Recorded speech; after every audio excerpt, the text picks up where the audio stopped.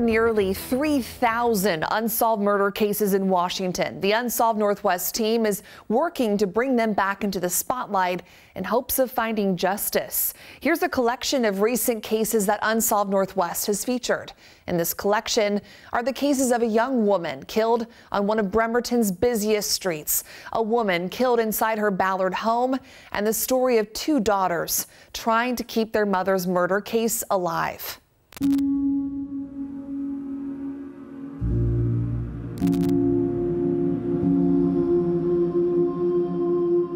Everything happens for a reason. Nothing happens by chance or by means of good or bad luck.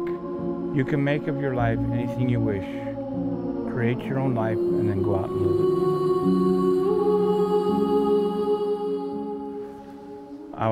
I would just like to say that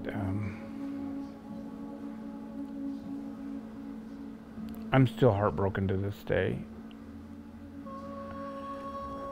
And I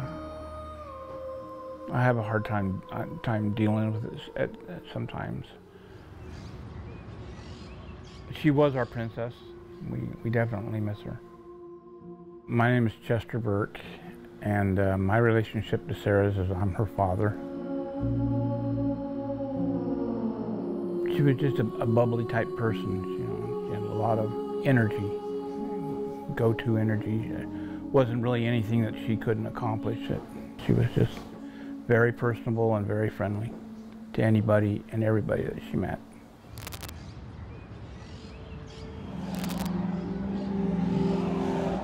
I didn't find out anything about it until the police came knocking on the door. He mentioned that he had Sara outside, and I thought, oh great, what happened? What she done? She gotten into some kind of trouble? And no, he said that she was in a body bag, and I broke down.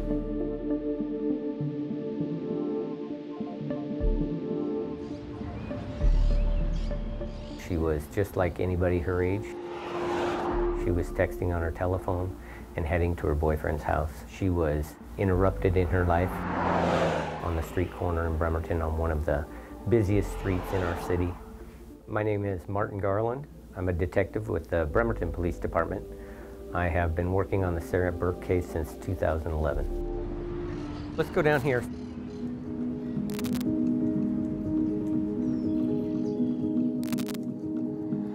So this is literally the spot in the street where Sara was found.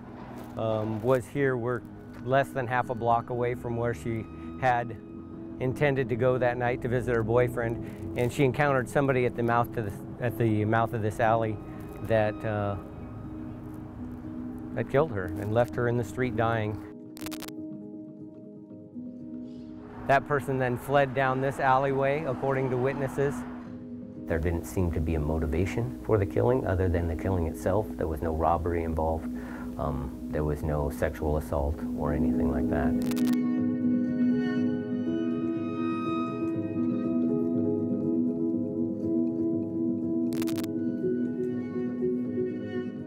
Bremerton police have this theory a serial killer was on the loose because of 3 attacks that happened within a very short time span of each other. Sara was the first to be killed. Then just a month later, a man was attacked just a couple blocks away from where her body was found.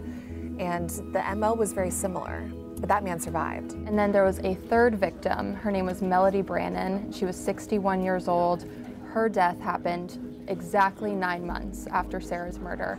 We had these 3 instances, the 2 women that were killed, a gentleman that was stabbed but survived, and they all happened within a time period of a year. Nothing within 10 years before that or ever since then have we had anything similar.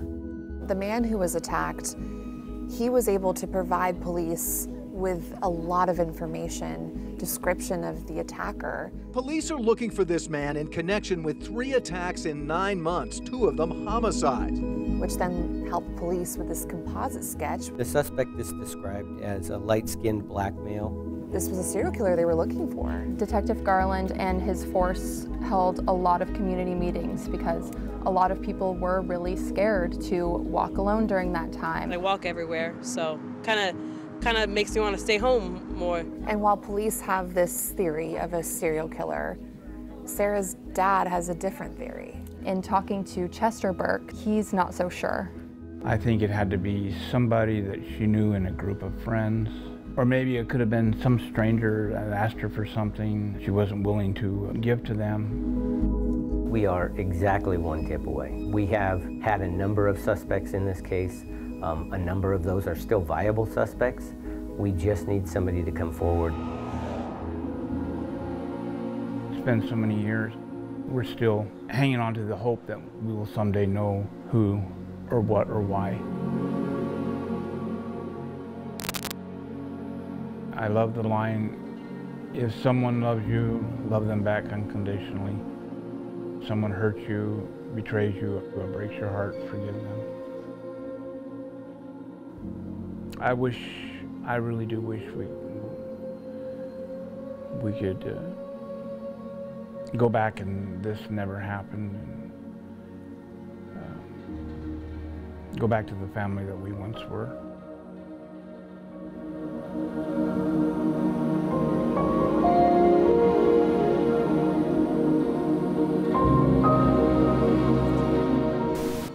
At first I wanted the guy dead. I wanted him on a firing squad, or a guillotine would be perfect. Now, if they catch him, I hope they lock him up for the rest of his life and never give him parole. It was on November 8th, 2001. A murder in this Ballard neighborhood shook the community to the core.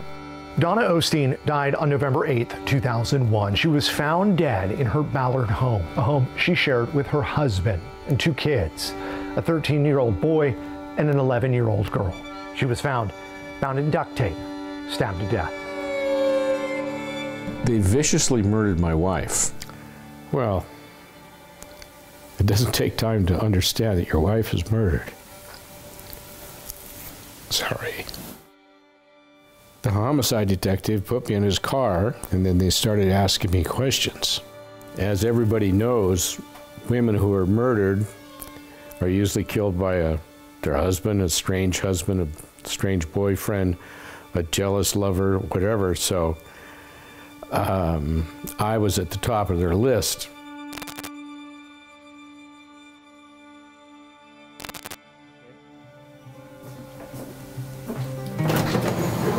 This is a file I just keep. I don't know why. It's hard to throw away. Here's a composite from the police of people who saw this guy in the neighborhood. Here's another one. It brings back bad memories, of course. The brutal slaying of Donna Osteen in her own home shocked Ballard. It certainly brings back memories to the forefront.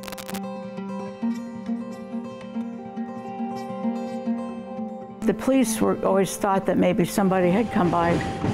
There's a train track right below her house, and they thought that maybe somebody had come in off of the train and gotten into her backyard. We still to this day don't know if it was really a robbery or some kind of a vendetta by an individual against my sister. To date, little information is known about what led up to Donna Osteen's death. But here's what we do know. Key detail: the duct tape found on her body was believed to have come from outside the home. Few items were taken, including a child's backpack, some jewelry, and perhaps most bizarre, a pickle jar full of nickels. All these years later, police and her family have no idea who killed Donna Osteen or why. Hi, Daddy. She was a really good mother, a good wife. She was a kind and caring person. They haven't ever been able to get any hard evidence on anybody. It's tough to realize that this person killed your wife, and he's out there free, running around. Maybe someone has heard something over the years and thinks, well, maybe I should talk to the police.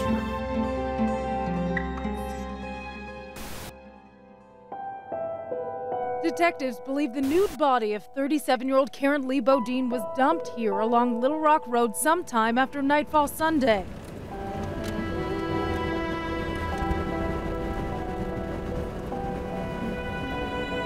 The site where they laid my mother after killing her is a road I've driven many times as a kid.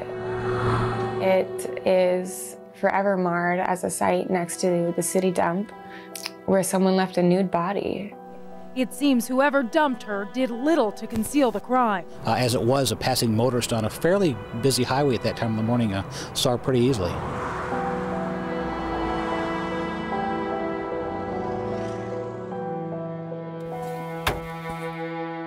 I'm Taylor Bodine, and I am the middle child of Karen Bodine.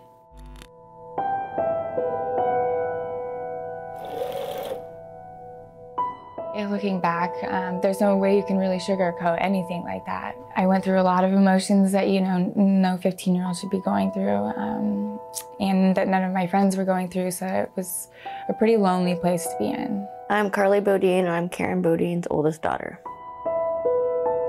I was 18 when my mom died. I was a senior in high school. It was really rough for me. Like, I wanted her to be there for my graduation, but instead I went to her funeral.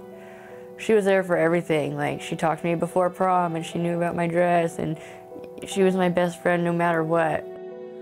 She had the ends of her hair dyed pink. That was pretty cute. She did that because I had mine pink and I got in trouble at school. It didn't take long for sheriff's deputies to figure out who their victim was. The thin, blonde woman with pink streaks in her hair had such a distinct appearance, a police dispatcher recognized her description right away. A suspicious death at first. They didn't really have all the facts. They didn't know everything.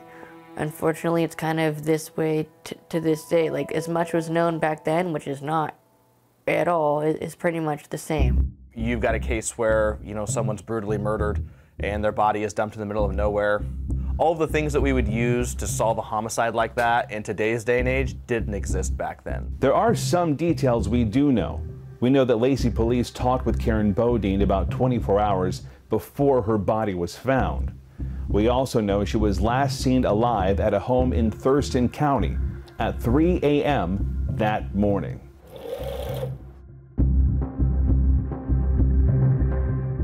It turns out police contacted Bodine just hours before her death during what they call a sort of welfare check. So the house she was last known at, there was a lot of people there. It was kind of a party house, you know. People were in and out all hours of the night. She, based on the evidence that night, you know, was put through some physical abuse, and obviously a lot more later. It wasn't just one or two people there. There's more than one person that saw what happened, and they know, and they just haven't come forward. The make or break for this case is going to be someone's going to remember something, and they're going to come forward and say, hey, I actually know a guy, or hey, I saw this. And that's going to be that small piece of information that bridges the gap between a solved and an unsolved homicide.